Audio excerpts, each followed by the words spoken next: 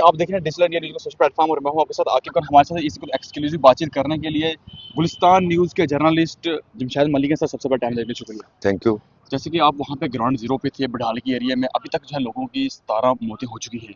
लेकिन पहले जो एडमिनिस्ट्रेशन की हम इसको फेलियर समझते हैं, लेकिन उसके बाद जितने भी हमारे जोड़ी के जर्नलिस्ट हैं हम इनको मुबारकबाद पेश करते हैं। इन्होंने इस इशू को रेज किया और अभी जो है एडमिनिस्ट्रेशन जो है चॉपर का इस्तेमाल करे। सर आप इस पूरे मामले को किस तरीके से देखते हैं? आकिब जी, बिल्कुल डे वन से अगर देखा जाए तो क्योंकि इसको मानना ज़रूर ये मानना पड़ेगा कि स्टार्टिंग में जब ये मामला सामने आया 7 तारीख को, इसको बड़ा लाइटली लिया गया। जी। सस्पेक्टेड फूड पॉइजनिंग का नाम इसको दिया गया। 13 को फिर दूसरा मामला सामने आया और बिल्कुल उसी तरह लिया गया। जी। हालांकि 13 के बाद इंतजामिया पूरी तरह हरकत में आई, जी। मगर उस तरह के कदम नहीं उठाए गए जिस तरह के उठाए जाने चाहिए थे। मगर अब जिस तरह दोबारा मामले सामने आए उसके बाद इंतजामिया पूरी तरह हरकत में आई हुई है। हरकत में इसलिए भी कह सकते हैं क्योंकि 17 लोगों ने अपनी जानें गंवाई हैं, जिसमें 13 के करीब मासूम बच्चे हैं। क्यों जी। गंवाई हैं जानें, इसका इल्म अभी तक किसी को नहीं हो पाया। हालांकि माहिरीन डॉक्टरों की टीमें चाहे एम्स की बात करें, पूना की बात करें, चंडीगढ़ की बात करें, जम्मू मेडिकल कॉलेज की बात करें, राजौरी मेडिकल कॉलेज की बात करें, यहाँ से माहिरीन डॉक्टरों की टीमें यहाँ लाई गई। टेस्टिंग का सिलसिला शुरू किया गया और ये बाद में कहा गया कि किसी तरह का कोई वायरस इस इलाके में नहीं है। मगर एक सवाल जो बार बार जन्म लेता है, अगर वायरस नहीं है तो लोग बीमार क्यों हो रहे हैं, इनकी जान क्यों जा रही है। फिर कल दोबारा ये बात कहेगी कि कोई वायरस नहीं है, डरने की जरूरत नहीं। मगर कल आनन फानन में पूरा एरिया उन्होंने सील कर दिया, अंदर बाहर जाने लोगों को इजाजत नहीं दी गई। तकरीबन 40 से ज्यादा लोग इस वक्त तक यहाँ राजौरी के अंदर शिफ्ट किए गए। बात करें कोरोना के बाद 2019 के बाद पहला एरिया ऐसा होगा बडहाल, जिसको इस वक्त कंटेनमेंट जोन में तब्दील कर दिया गया। ये चीजें बहुत सारी सवाल खड़े करती हैं क्योंकि इंतजामिया की तरफ से अभी तक ये चीज साफ नहीं की जा रही है कि क्यों लोगों को उठाया जा रहा है। इंतजामिया को इसके हवाले से सामने आना चाहिए और ये बात बतानी चाहिए कि क्या कारण है हम इन लोगों को यहाँ से ला रहे हैं। एक तरफ आप ये कह रहे हैं कि किसी तरह का कोई वायरस नहीं है, फिर आप लोगों को ला रहे हो। हालांकि ये चीज जरूर कही जा रही है कि एहतियातन तौर पर इन लोगों को उन लोगों को लाया जा रहा है जो क्लोज कांटेक्ट में है। सर जैसे यहाँ पे हेल्थ मिनिस्टर की ना तो और साथ में और भी मिनिस्टर थे यहाँ पे, इन्होंने विजिट किया। उस वक्त जो है 4 लोगों की मौत हो चुकी थी। उसके बाद जो है सर वो इंसिडेंट ज़्यादा बढ़ता गया। लेकिन अगर उस टाइम हेल्थ मिनिस्टर या government of Jammu and Kashmir, even के गवर्नमेंट ऑफ सेंटर की जो गवर्नमेंट है वो भी अगर कोई स्टेप लेती, क्या उन लोगों को बचाया जा सकता था? और अगर उन लोगों की मौत हुई है 17 लोग, उसकी जिम्मेदारी किसकी है?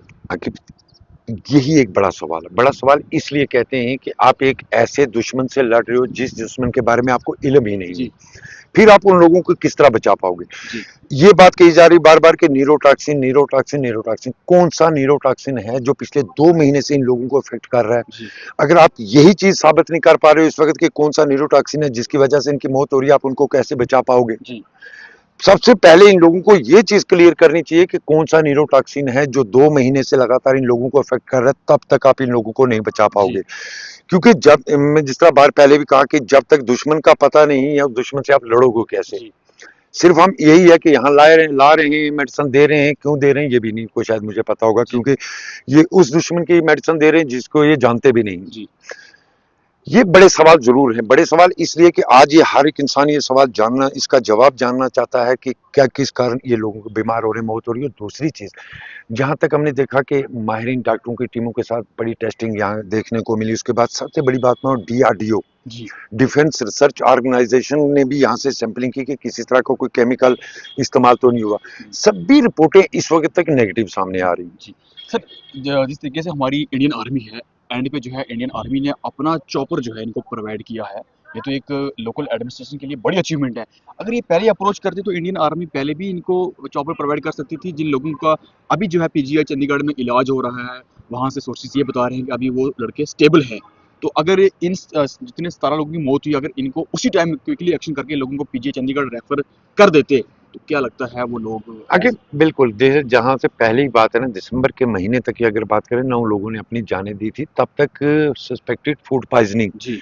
बार बार कहा जा रहा था। उसकी बड़ी वजह एक ये भी मानी जाती है क्योंकि 2-3 तारीख को फजल हुसैन के घर में बेटी की जी। शादी थी और ये माना जा रहा था कि ऐसा खाना इस्तेमाल हुआ है जिससे इनको फूड पॉइजनिंग हो, उनसे इनकी मौत हुई है। जी। मगर तब तक ऐसे हालात नहीं थी। जी। ये हालात दोबारा तब कशीदा होना शुरू हुए जब इस जनवरी के 12 को दोबारा वहां से मामले आना शुरू हुए। उसके बाद ये एक संजीदगी से और लिया गया। हालांकि हेल्थ मिनिस्ट्री की तरफ से बार बार ये कहा गया कि किसी तरह का कोई इन्फेक्शन नहीं है, जिसके बाद क्रिमिनल एंगल भी देखा जा रहा है। जी। क्रिमिनल एंगल को लेके सीट बनाई गई है, सीट भी अपना काम कर रही है, मगर अभी तक कोई भी इनपुट ऐसा नहीं मिल पाया जिससे हम ये कह सकें ये कौन सा दुश्मन है। जो इन लोगों की जान रहा है, ये क्या चीज़ है जिसके कारण इन लोगों की बीमार हो रहे हैं। मैं इनको, लोग कहते हैं मारेंगे, मैं कहता हूँ मारे नहीं गए, ये लोग शहीद के रुतबा इनको देना जी। चाहिए। इसलिए शहीद का रुतबा देना चाहिए क्योंकि इन लोगों ने अपनी जानें गंवाई। क्यों गंवाई? आज 40 दिन से ज़्यादा हो गए, किसी को नहीं पता क्यों गंवाई जान।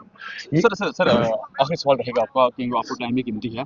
मेरे को बताएं सर, अभी तक जितनी भी हमारे पास हाई लेवल की टेक्नोलॉजी है इंडिया के अंदर, ठीक है, हमारा हेल्थ डिपार्टमेंट अभी तक सर वहाँ फेल क्यों हो रहा है? अभी तक 40 दिन अगर इनको हो चुके हैं, अभी तक इनको पता भी नहीं चलता और ये किस चीज़ का इलाज कर रहे हैं, किस चीज़ की ट्रीटमेंट कर रहे हैं? यही चीज़ मैं भी कह रहा हूँ कि हर एक टेक्नोलॉजी का यहाँ इस वक्त तक तकरीबन इस्तेमाल कर लिया गया है। जी।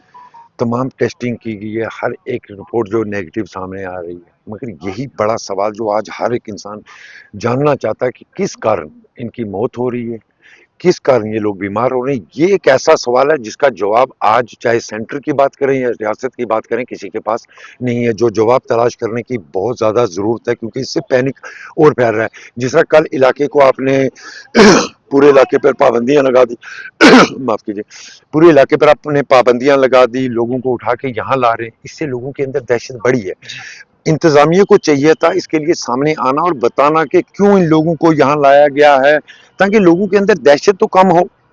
हालांकि ये बातें हमारे पास पहुंच रही हैं कि इसलिए लाया गया इनको कि अगर कोई न्यूरोटॉक्सिन या ऐसी कोई खाने पीने की अशिया जिससे ये लोग बीमार हों उस पर रोक लगाई जाए, इनको यहाँ निगरानी की जाए, इनकी स्क्रीनिंग की जाए, इनको डॉक्टर लगातार चेक करते रहें कि कोई इस तरह के सिम्टम इनके अंदर। सर कल हमने जीएमसी के प्रिंसिपल का भी इंटरव्यू किया, उसकी स्टेटमेंट ली, उनका ये कहना था हम काफ़ी हद तक सक्सेसफुल हैं। वो किस चीज़ में सक्सेसफुल हैं सर, प्लीज़ ये बताएं? यही बड़े सवाल है। अगर आप सक्सेसफुल हो तो बताओ ना किस चीज़ को लेके। जी। अगर आप सक्सेसफुल हो तो फिर लोगों को बचाओ, जी। फिर लोगों को और बीमार होने से रोको। जी। कह तो बहुत कुछ रहा है, मतलब हेल्थ डिपार्टमेंट की तरफ से जान के कि जिस दिन से हेल्थ डिपार्टमेंट ने ये कहा कि यहाँ कोई वायरस नहीं, उसके बाद आप देख सकते होंगे कि सियासतदानों के आने का सिलसिला भी शुरू हुआ। चीफ मिनिस्टर भी यहाँ पहुंचे, कल हमने देखा डिविजनल कमिश्नर हो, एडीजी जम्मू वो भी यहाँ पहुंचे, मगर जी। सबसे बड़ा सवाल एक ही, सक्सेस कहाँ है?